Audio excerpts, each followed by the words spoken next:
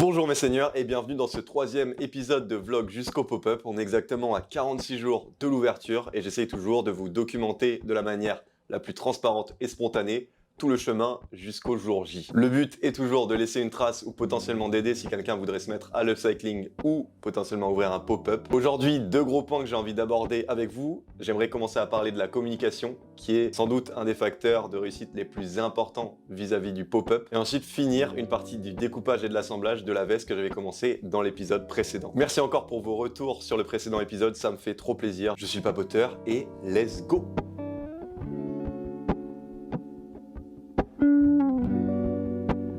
La communication, c'est vraiment pour moi le nerf de la guerre et si je suis pas un bon communicant, si j'arrive pas à bien mettre en avant mon taf, il se peut qu'il n'y ait pas grand monde au pop-up. C'est un bon petit facteur de stress quand même. Faut savoir que là, le public que j'ai, en tout cas sur Regular Kid, il est surtout là pour les vestes Lacoste. Alors je suis trop reconnaissant d'avoir autant de gens qui ont kiffé le produit, mais le problème c'est qu'ils savent pas vraiment à quoi peut ressembler mes autres produits. Forcément, moi mes créations viennent toujours des mêmes inspirations et du même univers, donc normalement ça devrait plutôt coller aux vestes Lacoste, mais on sait jamais. Faut savoir que là, le produit a très bien marché, mais ça se trouve, ils seront pas du tout réceptifs aux chemises Yves Saint Laurent ou à l'ensemble Burberry. En plus de tout ça, c'est un public que j'ai en ligne, mais en vrai, je ne sais pas si les gens seront prêts à faire le déplacement. C'est pour ça que la communication, ça va vraiment être un facteur clé de la réussite de ce pop-up. Et pour ça, du coup, j'ai prévu quelques formats short. Aujourd'hui, c'est ce qui marche le mieux. J'ai pas le choix d'y passer. Et pour l'instant, j'ai encore de l'avance, mais je pense que courant juillet, je vais commencer à balancer uniquement sur Regular Kid une dizaine, une quinzaine, voire même peut-être plus de formats short jusqu'au pop-up, en espérant que ça ramène un nouveau public qui serait prêt à faire le déplacement jusqu'au pop-up.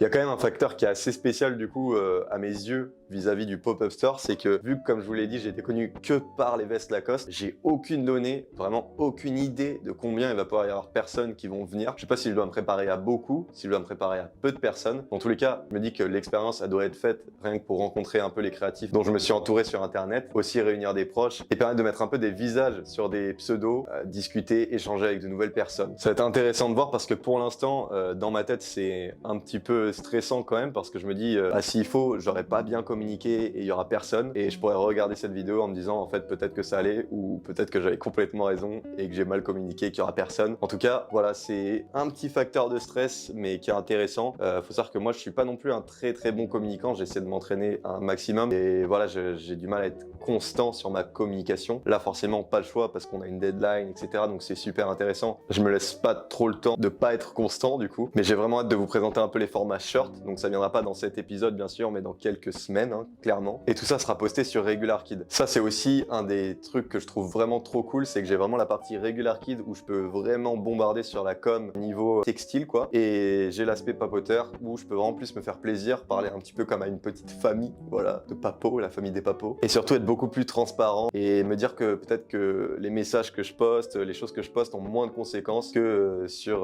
Regular Kid. Entre deux vidéos et un peu de découpage, je vais me mettre quand même à faire la miniature de l'épisode 2. Ça, c'est des petites parties du taf qui me font bien kiffer aussi. Faut savoir qu'avant, vraiment les vêtements, avant la couture, moi, ce qui me passionne, les amis, c'est YouTube, hein, vraiment. Donc, je suis trop content de pouvoir reprendre un petit peu tout ça.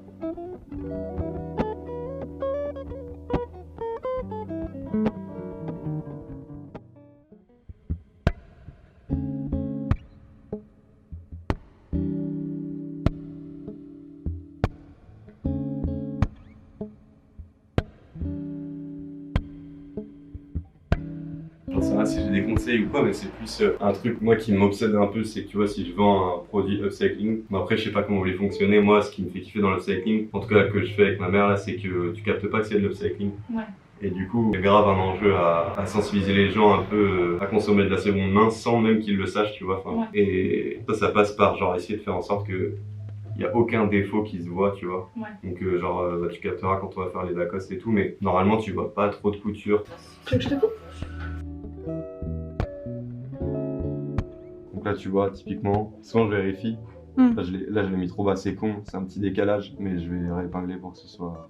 Ok. Pour que ce soit vraiment au même niveau. En gros, tu vois, pour moi, c'est tellement important que genre un mec qui achète, enfin déjà, c'est assez je trouve ça assez spécial de vendre un habit, tu vois, que t'as cousu et tout. C'est-à-dire que la personne, elle considère vraiment que ton taf est cool et c'est une chance. Du coup, je suis hyper, comment dire, je prends hyper à cœur, genre avec la qualité du truc, ce soit vraiment... Oui, qui regrette pas. Ouais, c'est ça. Donc là, on est à l'étape du thermocollant. Il y a plein de parties de la veste qu'il faut thermocoller pour solidifier. Le thermo, c'est un tissu qui a de la colle finalement et qui solidifie dès qu'on le passe au fer passer. Un tissu. Donc de toute manière, je vous montre ça tout de suite. Hyper important, mais je mets des feuilles de papier sur ma planche à repasser parce qu'en fait, quand on colle, et ben sinon, ça va directement ce qui dépasse se mettre sur la planche à repasser ou sur le fer. Et là, après, c'est la catastrophe. Dans un premier temps, on thermocolle les poignets avec du thermocollant, du coup hyper rigide. On dirait un peu des feuilles de papier cartonné.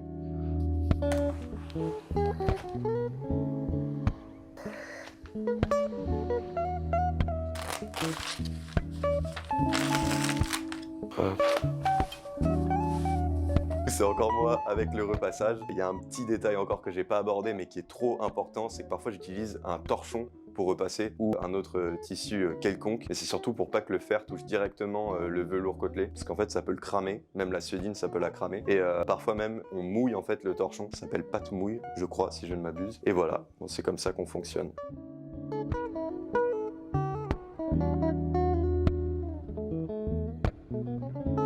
On continue toujours l'assemblage des pièces. On a assemblé le dos avec le devant. Et là, on va assembler maintenant les manches auxquelles on a déjà mis les poignées. Ensuite, il faudra faire le col, la doublure, etc.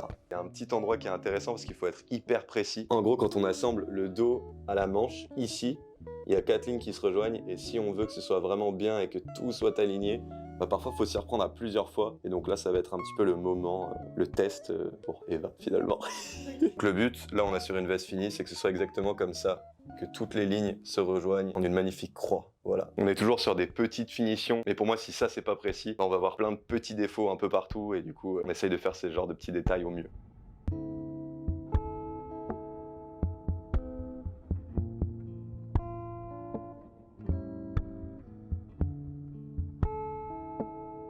On a fini de relier les manches au dos et au devant de la veste. C'est la dernière étape qu'on va réaliser ici du coup avec Eva. La suite c'est ma mère qui va la réaliser, donc je vous emmènerai aussi dans un futur vlog pour vous montrer un peu comment ça fonctionne. Mais nous ici du coup on va essayer de faire 13 vestes jusqu'à cette étape là pour ensuite les amener à ma mère qui continue les autres étapes. C'est comme ça en fait qu'on gagne le maximum de temps. Donc, je vous montre quand même à quoi ça ressemble pour l'instant. Bon, ça commence quand même à ressembler déjà un peu à une veste. Et je vais vous montrer aussi le dos. Donc, voilà la fameuse couture dont je vous parlais où ça fait une croix. Eva a réussi du premier coup, bien mieux que moi. C'est assez humiliant d'ailleurs, mais bravo, ça fait plaisir. Et voilà, place aux futures étapes maintenant. Il y a 2 pantalons que j'ai chopés que je vous avais montré dans un vlog précédent, un rouge et un jaune, respectivement ces 2 couleurs. Anecdotique, mais ces pantalons, j'ai négocié 3 ou 4 mois avec une fille sur Vinted pour les avoir à un prix plutôt raisonnable et encore c'était très cher, mais parce que c'est des couleurs qui sont hyper rares, entre guillemets, j'en chope jamais des couleurs comme ça. Et du coup, vu que je les ai chopés un peu tard, on n'a pas eu le temps de les découdre, donc cet après-midi, on va se mettre tranquille, un peu de musique et on va découdre ces 2 pantalons pour les transformer en veste. Pour découdre, ce que je te disais. Genre moi je commence toujours par la ceinture.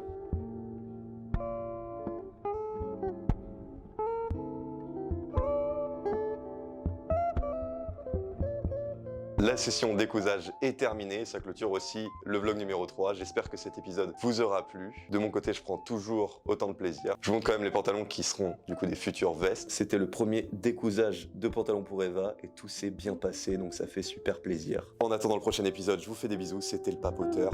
Ciao.